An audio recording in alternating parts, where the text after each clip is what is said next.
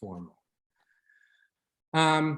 So welcome. As some of you may know, Daniel Kavanaugh, because he went to a Research One university, came up with the best acronym of all time, which is— That's what they teach us in R1s, is acronyms and nothing else. How to make a good study, you need a good acronym.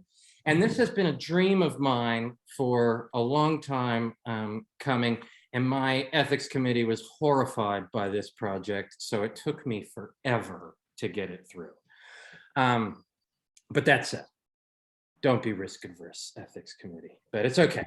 But we got it through, and basically what we want to do is invite everybody and provide free training for everybody to implement what I'm really passionate about, which is feedback-informed treatment. With my agency, True North Expeditions, we never looked back when we did this. One of the reasons was I kept getting asked by funders, is adventure therapy evidence-based? And I said, that's a really silly question, because we do feedback-informed treatment. Here you go, here's all our outcomes, here's how effective we are.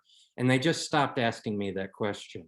So it was a way to put some, make my practice empirically supported. And what happened is I got to build a really great relationship with Scott Miller, who's one of the gurus of this. He's been around really challenging our field to get better. Daniel and I have applied for some grants to try and make sure he can be involved. He admits he doesn't really care much about adventure therapy, but he cares about our field everybody doing better work. So that's a big, I feel like that's a really awesome opportunity to have him involved. And the cool thing is we're not asking for any money, and we're providing a boatload of training and not your clinical supervision, but consultation about how to do this. So far, we've got folks in Australia, New Zealand, India, Israel, United Kingdom, and in the US beginning to implement the feedback-informed treatment stuff. And we have practitioners getting ready to implement in Canada, Norway, Spain, and Japan, oddly enough, which is really cool if we can get some of that other stuff off the ground. And so who are these people that have gotten involved? We've got outdoor guides. We've got some master's level therapists. They might work on a couch or outdoors. People working in the back country, the front country, people working with kids in schools, people come on computer, working with adults and the elderly. I couldn't find an icon for that, so I just called them dinosaurs. And then people in climbing gyms. So one of the things Dan and I really want to stress to everybody who checks us out is we're not really interested in what qualification you have, how much experience you have, how you define this adventure-based work. We don't really want to put boundaries on that, because we really are interested in building the narratives about experiential adventure-based therapy in different settings from all different people that are doing it.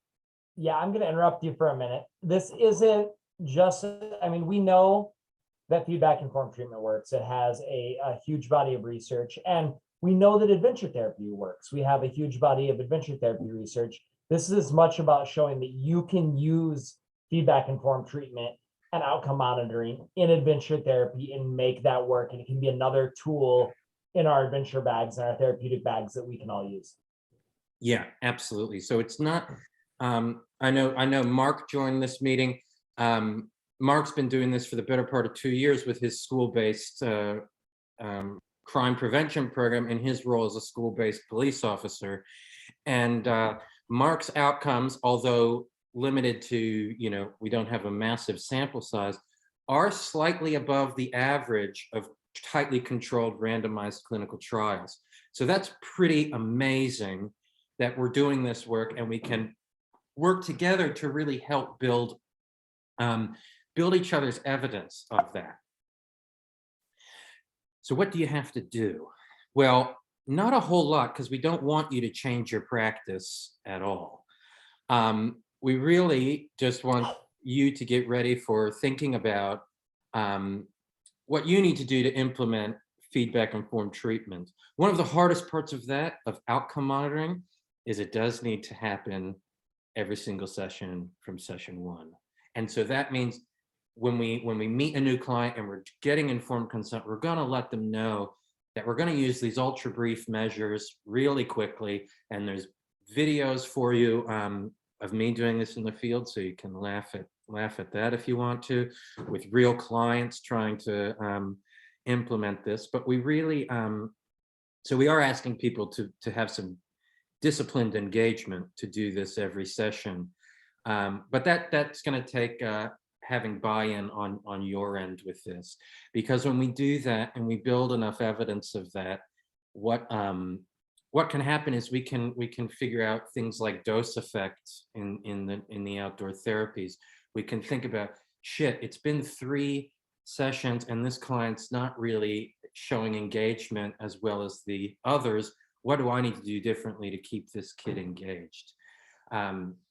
So that's sort of, so that's really what we're asking people. It's really fill it out, get the client to fill out a really quick measure.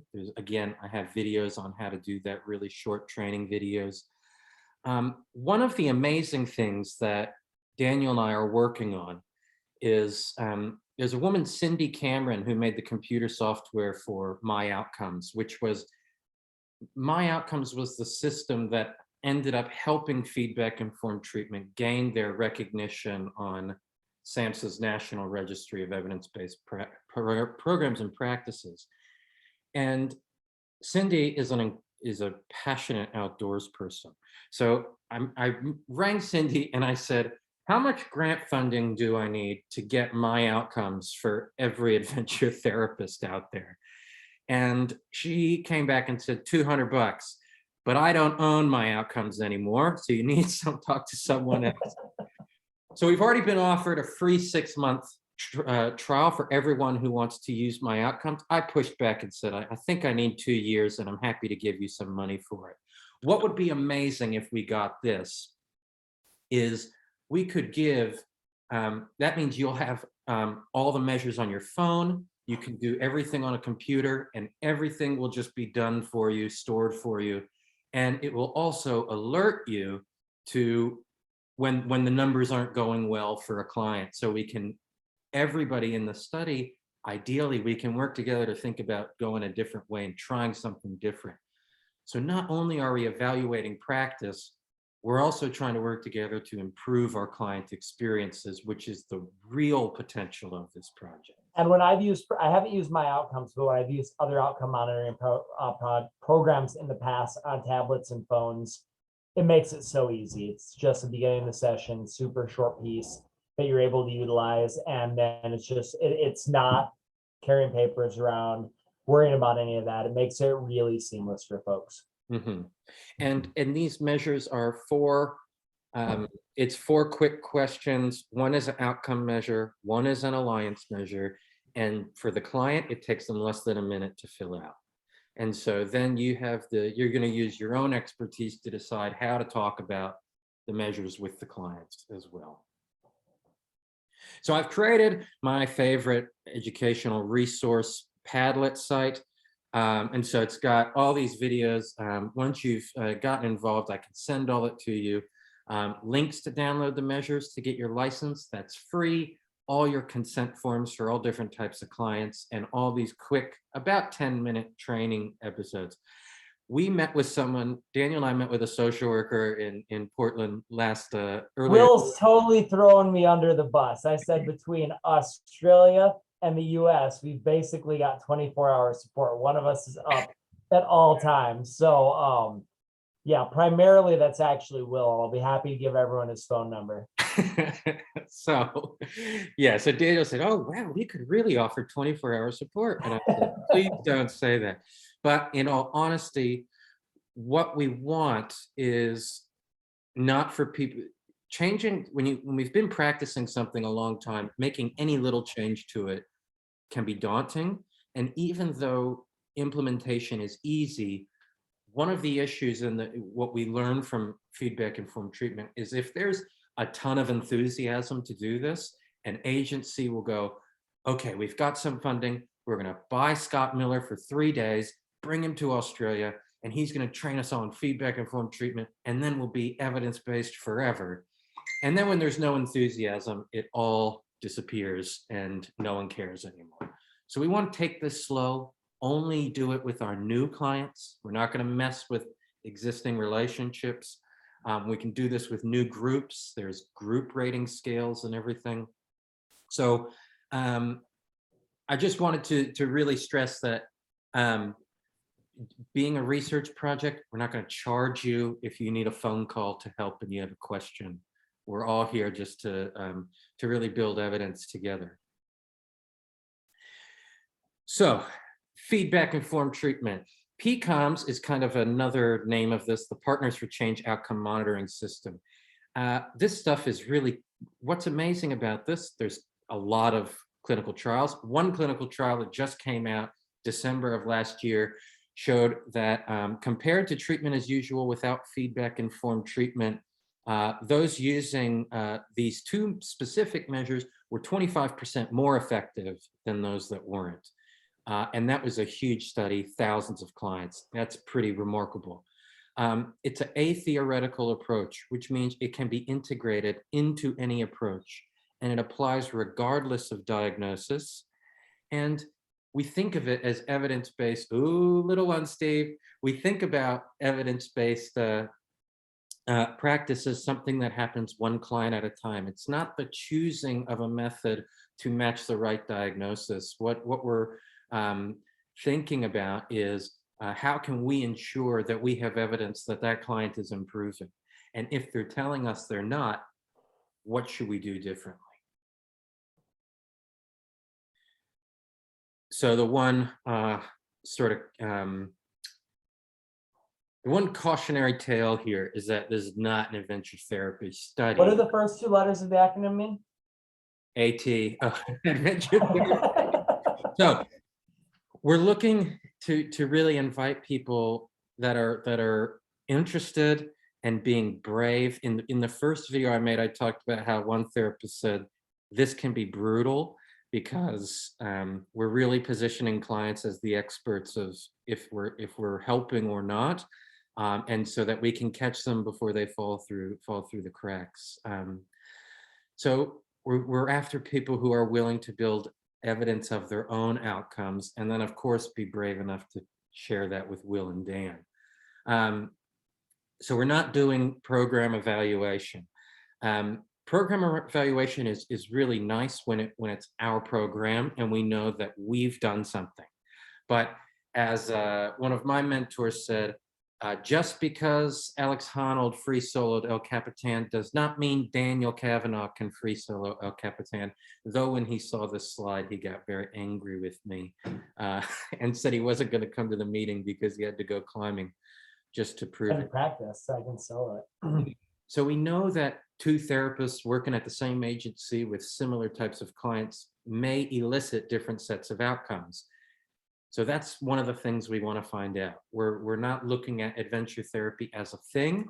We're looking at adventure therapy as the verb that practitioners do. It's something they do together with clients.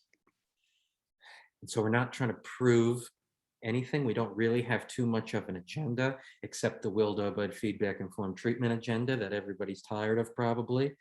But we're really, I think that what we will find will be a positive effect when we have more evidence of people in the community-based sector, people with private practices all around the world, people working with folks with disabilities, or people working in the complex trauma realm. The side effect of this is we get to build a lot of evidence about our field that we're all advocates for, from all different ways of looking at this work. Yeah, we're hoping this is just another piece of evidence to show that this stuff really can work, that using adventure isn't just a bunch of hippies sitting around having a drum circle. This is like legitimate and meets the same standards that are recommended by the Joint Commission for feedback informed treatment and outcome monitoring, and that we can use those as well, and we can have similar positive effects. Absolutely. And so one thing I've taken this from the feedback informed treatment, the manuals, is like when you have a client and you're sitting with they've filled out a measure, you're on a 21-day expedition, and it's day 12, and they fill out an outcome rating, and you have this equipped with you, you can sit there and go, crap, we haven't seen much change.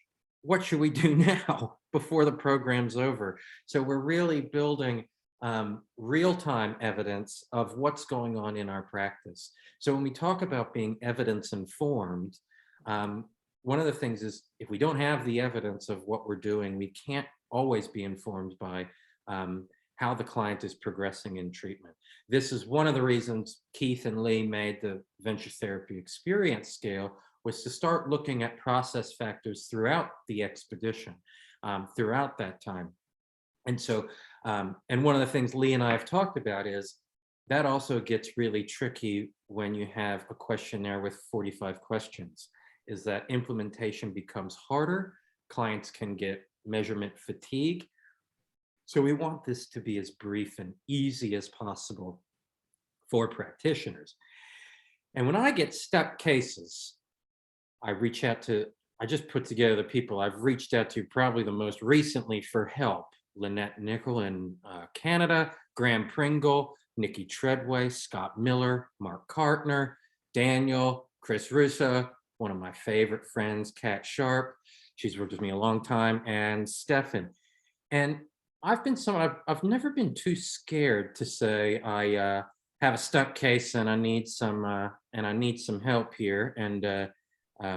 And so I hope that we can build a community where when we have the data that's telling us we have a stuck case, that we can all reach out to each other and be like, hey, we've got an international collection of friends and colleagues and scholars and experienced people that can all reach out. And if we have the data, we can have some evidence-informed supervision as well. And so that is one idea. I was thinking we could do peer supervision about some of this stuff. We could actually study some of the ideas of deliberate practice and try to get better as adventure therapy practitioners. Because once we're proficient, we tend to become automatic. That's just like, I'm a pretty proficient walker. I'm pretty sure if I had a coach to teach me how to be a better walker, it would be a giant pain in the ass.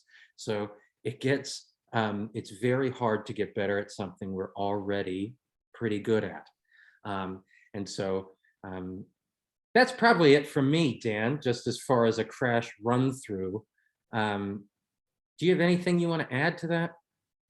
I was gonna say that picture of me, I was with Chris Russo there. If you would have asked, I could have given you a picture of him and I, so you didn't have to use two separate pictures. But Yeah. that's not really relevant to the presentation. It's just inefficiency of picture selection. So I think that what you covered is pretty good, pretty solid. Just I think that we'll know fairly soon about how quickly we'll be able to have my outcomes available to folks once we get our grant back. And like you said, we will have that 6-month trial regardless. So it is available for people to get started with. So if folks do want to do that, that's an available option, and we'll have a more concrete answer on to how we'll have that available for folks soon. Yeah, so that was my brain dead crash course run through.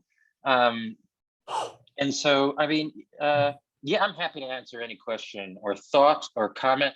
And what's really great, I think the thing that freaked out my ethics committee the most is we created this as an action research. And so that means we can make quick changes if our field, if we get together as a collective and people go, I think we need to add this, we can go back to them and say, hey, we need to make this quick amendment, because if there's other things that are relevant that we want to do with this study about our practice, we can always add something.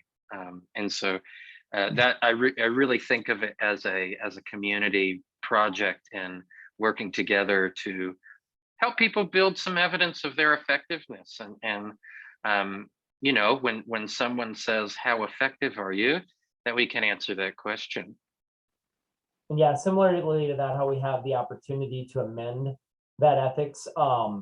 Part of that is because we're hoping to do this long term. This isn't something that we're planning on, like, we're gonna do this for 6 months, have the data and throw it out there. Part of this is, as Will said, action research to help support improving the community through access to this intervention style, to this outcome monitoring style, to support folks in the field. So it's as much about the support and rolling this out as it is about collecting the data. So it's a piece of something that we feel strongly about, that Will and I have both done in our own practice, and that we're hoping we can use to support other people getting better and to help our field get better.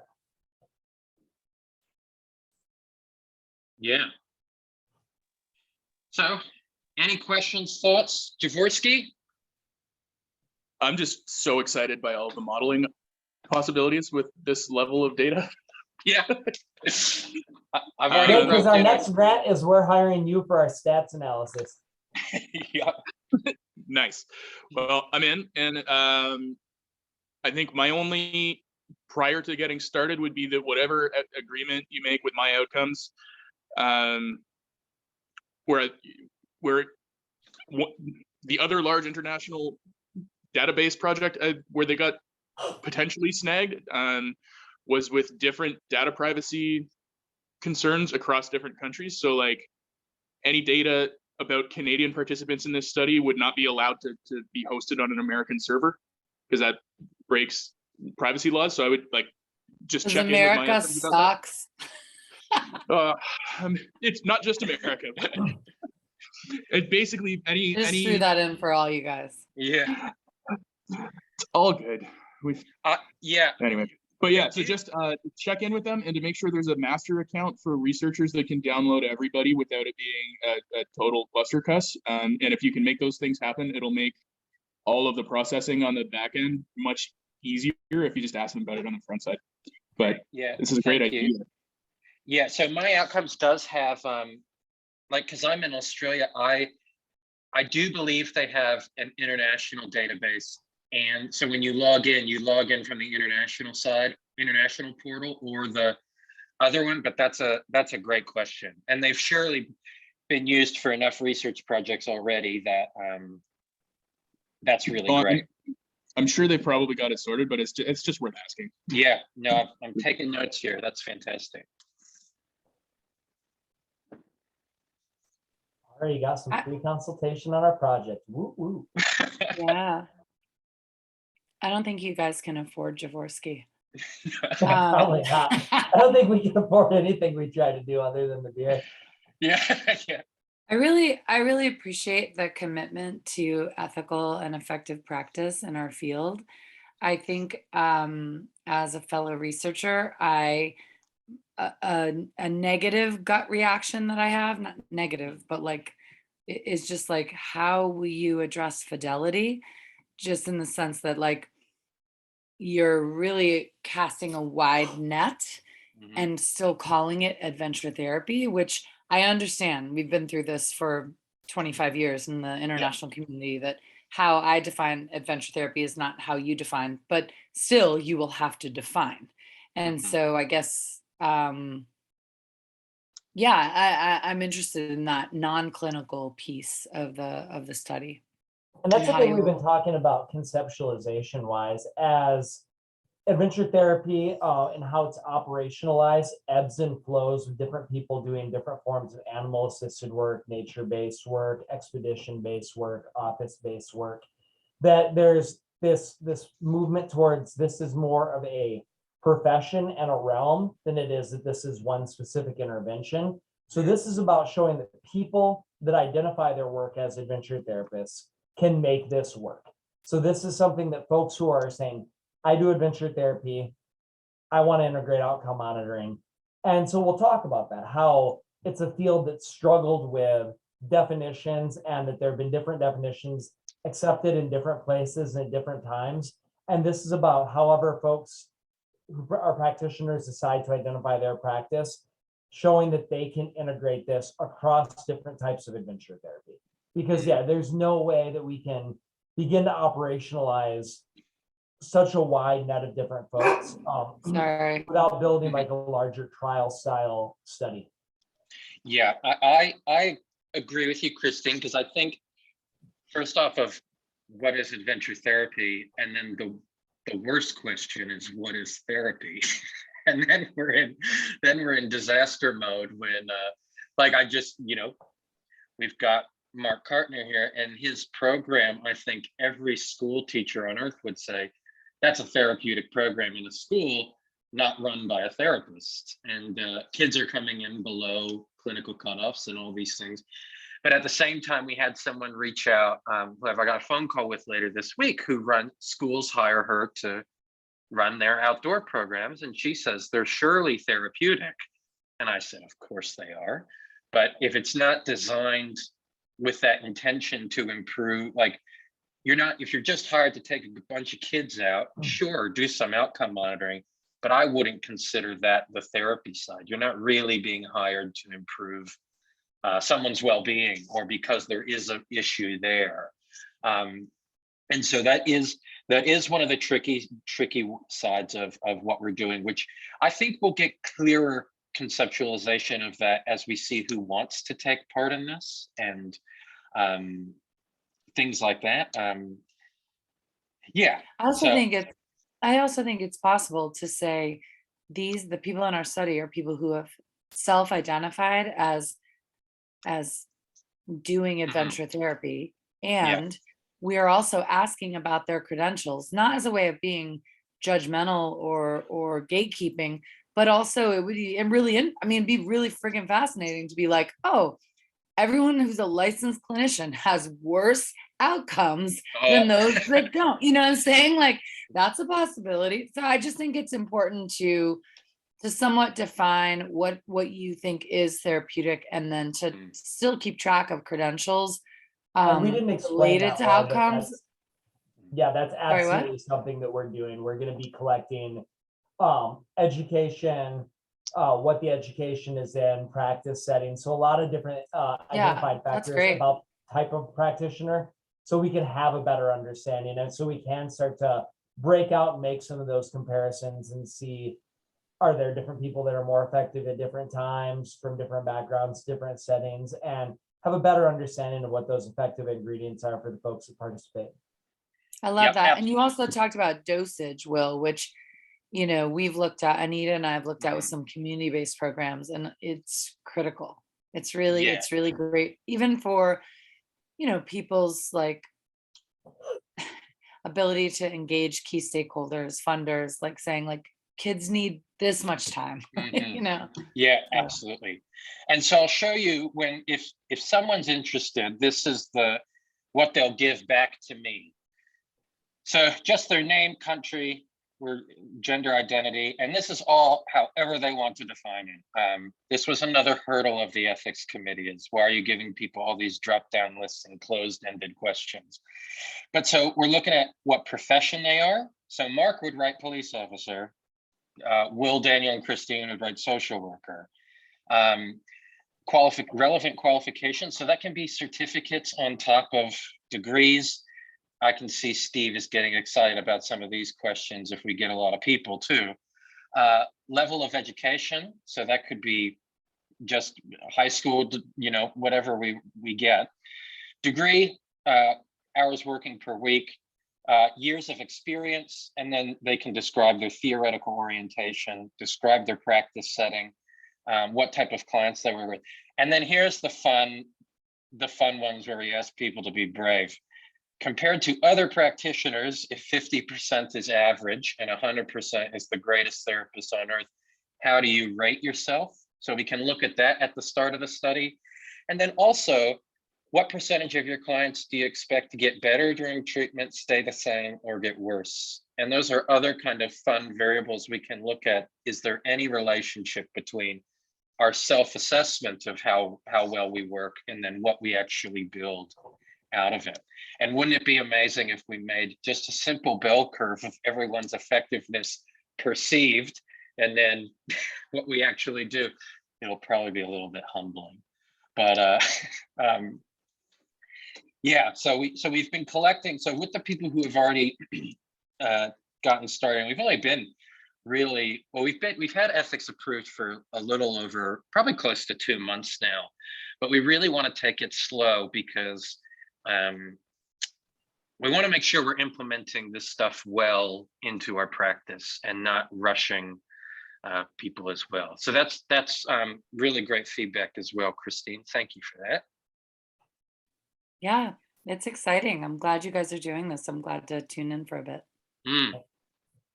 Are there other thoughts? Mark, Graham, Beck put some something in the chat, but it sounded like Christine that we caught to that one.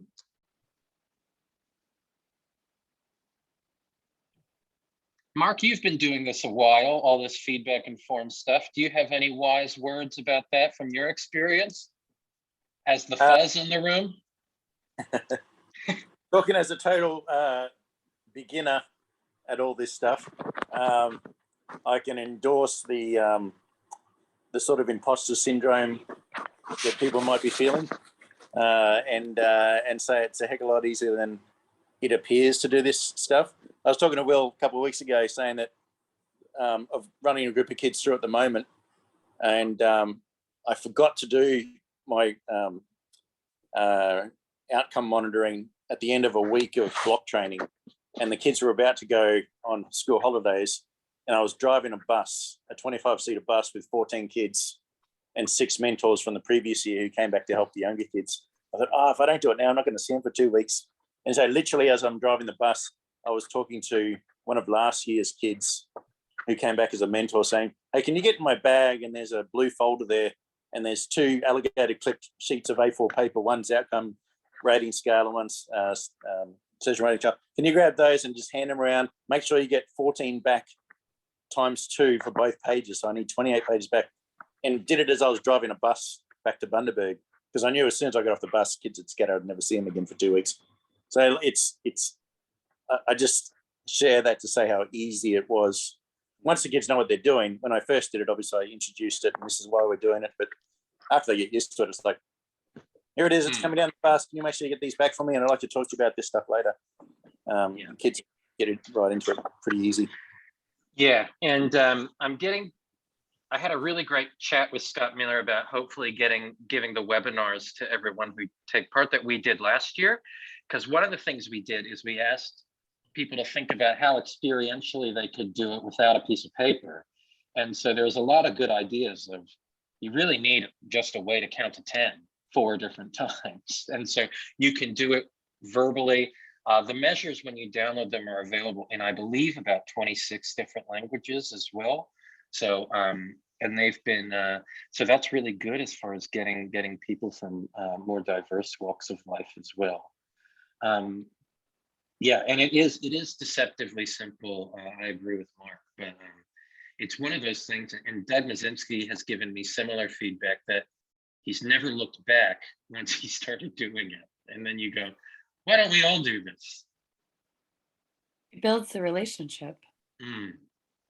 Yeah. Are you asking, I'm sorry if I wasn't paying close enough attention, but are you asking also about the population that the identified practitioner is working with? Yeah. So we could know, yeah, that was on there. Yeah. So it says, can you describe the clients that you work with? Oh, okay. Yeah. And then when you put a client into the spreadsheet, you get a new client, it does ask for a bunch of different ideas: presenting problems, ethnicity, background, age, relational status, all that sort of traditional demographic sort of stuff about the client as well. And when they put in their outcome writing for a session, let's say someone has a walk and talk at a park, they'll put in the outcome writing, they'll put in the session writing, they'll put in from a drop-down list the setting at which the session occurred, and that's a pretty long list. And they have a drop-down list to put in what sort of, they could say walk and talk, they could say high ropes course, they could write any of the activities.